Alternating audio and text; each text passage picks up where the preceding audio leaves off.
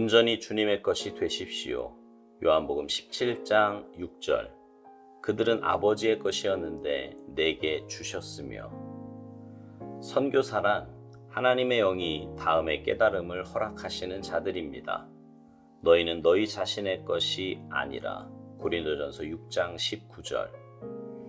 나는 내 것이 아니라는 사실을 깨닫고 말하는 것은 영적 성장에 있어서 높은 위치에 이른 것입니다. 현실적인 소요 가운데서 성령의 인도함을 받는 진정한 삶의 특징은 완전한 하나님의 주권 앞에 마음을 다해 자신을 비우고 다른 분께 맡기는 것입니다. 그분은 다름 아닌 예수 그리스도이십니다. 성령은 예수님의 속성을 나에게 설명해 주시며 나로 하여금 주님과 하나 되게 하십니다. 이때 나는 자신을 드러내려고 하지 않습니다.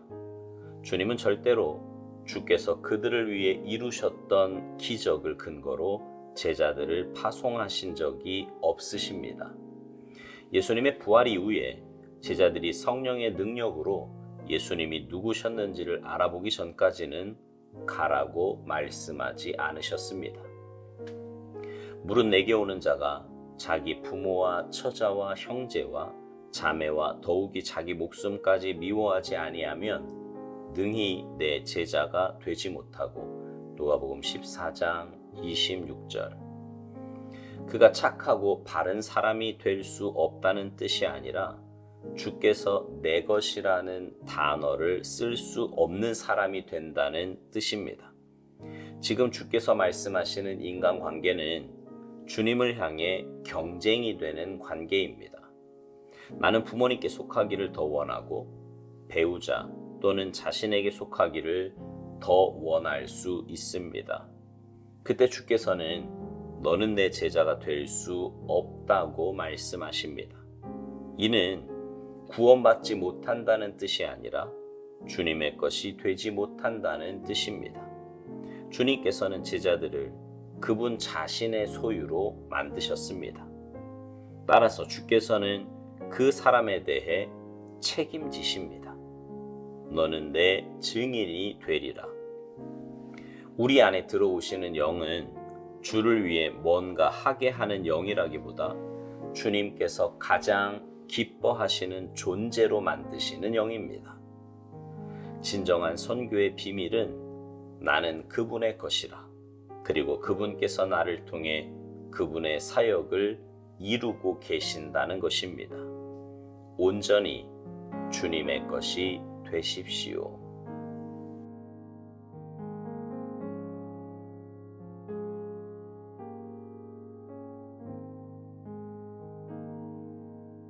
우리 모두는요, 누군가가 전해준 복음을 듣고 구원의 반열에 들어선 사람들입니다.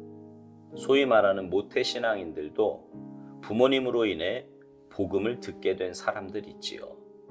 그런 면에서 본다면 복음을 전하는 일만큼 귀한 일은 없습니다. 하나님께서 가장 기뻐하시는 영혼 구원의 시작이니 말입니다. 그래서 복음을 듣지 못하는 사람이 없도록 그렇게 하기 위해 먼 타국이나 오지에 가서도 복음을 전하려고 하는 것입니다. 우리는 그렇게 복음을 들고 타국에 가서 복음을 전하는 사람을 선교사라 부릅니다. 그런데 생각해 보면요, 우리 모두는 선교사입니다. 비록 타국이 아니라고 해도 내가 속한 공동체가 바로 내가 복음을 전해야 하는 곳이기 때문에 우리 모두는 가정에, 직장에, 그리고 사회에 파송된 선교사들인 것입니다. 오스왈드 목사님은 선교사란 성령님의 도우심으로 너희는 너희 자신의 것이 아니라는 사실을 깨달은 사람들이라고 말합니다. 그리고 그렇게 깨닫고 말하는 것은 영적 성장에 있어서 높은 위치에 이른 것이라고요. 복음을 들고 세상에 나가는 사람들은 이미 자신의 삶의 주인이 누구인지를 분명히 깨달은 사람입니다. 외국에 나가 살아보신 분들이라면 타지 생활이 얼마나 힘들고 어려운 일인가를 잘 아실 겁니다. 저도 미국에서 한 6년 정도 살면서요, 이런저런 마음고생, 몸고생을 경험해 보았습니다. 그냥 살기 위해 가는 것도 쉽지 않은데 그곳에 가서 온전히 복음을 전하기 위한 선교사로 살아간다는 것은 굉장히 힘들고 어려운 일입니다. 그래서 우리는 선교사님들이 고국에 왔을 때 가능하면 쉼과 재충전이 되도록 도우려고 애쓰지 않습니까? 그런데 여러분, 그들이 그렇게 선교사로 외국에 나갈 수 있는 이유가 무엇입니까?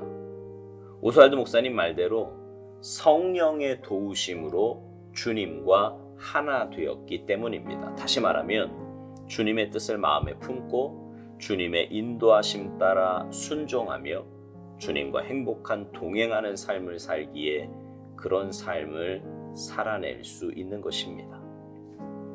우리도 마찬가지입니다. 우리가 처한 공동체로 파송받았음을 알고 선교사의 삶을 살 수 있는 것은 성령님의 도우심으로 주님과 하나 될 때 가능한 일입니다.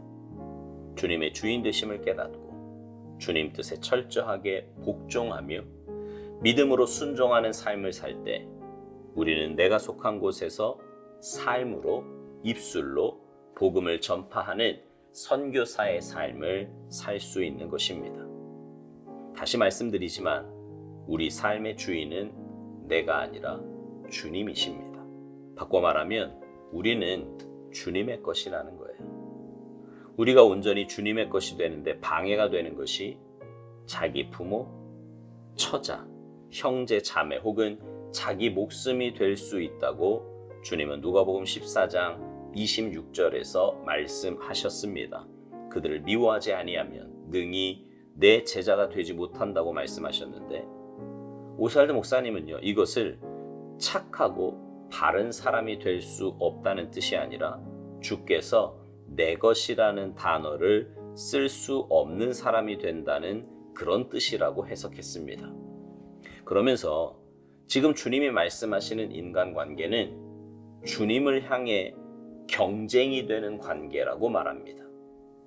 우리가 그런 관계에 속하기를 더 원할 수 있는데 그때 주님께서는 너는 내 제자가 될 수 없다고 말씀하신다는 거예요. 그렇습니다. 사람의 마음은요, 한쪽으로만 갑니다. 예를 들어 설명하자면 한 사람이 두 사람을 사랑할 수 없는 것과 같습니다. 만약 두 사람을 사랑할 수 있다고 말하는 사람이 있다면 그는 바람둥이거나 정신적으로 상처가 있는 사람입니다. 하나님과의 관계도 그렇습니다. 하나님과 다른 관계를 동시에 사랑할 수 없습니다.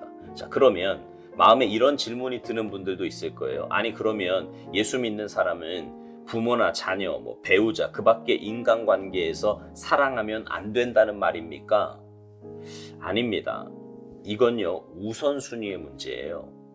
무슨 말이냐 하면 하나님을 먼저 사랑하잖아요. 그러면 사람도 온전히 사랑할 수 있는 힘이 생깁니다. 생각해 보세요. 사람을 사랑한다고 하는 사람이 정말 참된 사랑을 하며 사나요?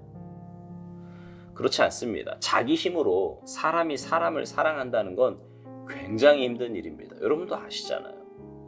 그러나 하나님을 온전히 사랑하면 사람도 온전히 사랑하게 돼요. 그래서 하나님은 우리에게 하나님을 사랑하라고, 하나님과의 관계에 우선순위를 두라고 말씀하시는 것입니다. 오스왈드 목사님이요, 묵상 마지막에서 이런 말을 합니다. 우리 안에 들어오시는 영은 주를 위해 뭔가 하게 하는 영이라기보다 주님께서 가장 기뻐하시는 존재로 만드는 영이라고요.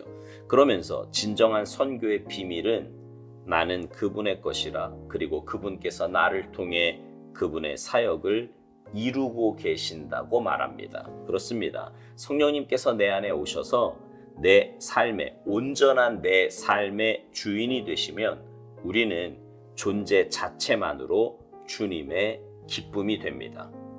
그리고 그런 사람의 삶은 내 힘으로가 아니라 성령님의 은혜와 역사로 주님의 뜻을 올곧게 세우며 주님의 사역을 이루게 되는 것입니다. 바라기는 여러분 모두가 주님께 붙잡힌 바 되고 성령님의 역사하심으로 온전히 주님의 것이 되시기 바랍니다.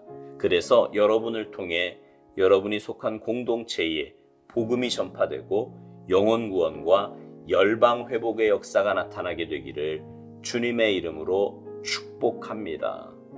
아멘.